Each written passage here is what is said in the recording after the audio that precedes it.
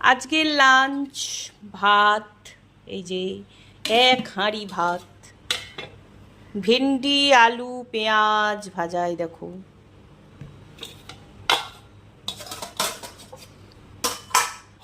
আমার মাছের ঝোল, এই যে ছোট মাছ মানে বাটা মাছ দিয়ে আলু দিয়ে ঝোল, একদম প্যারপ্যারানি ছেচ্ছারানি, কী যে বলবো, ভাষা নেই বলার, সেই ঝোল।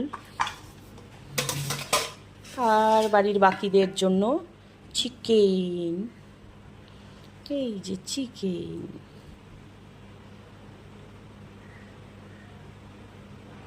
তো বাকিদের চিকেন।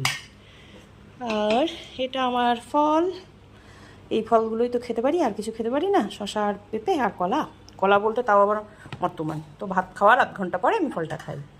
তো আজকের মতো টাটা, এখন আমরা লাঞ্চ করবো।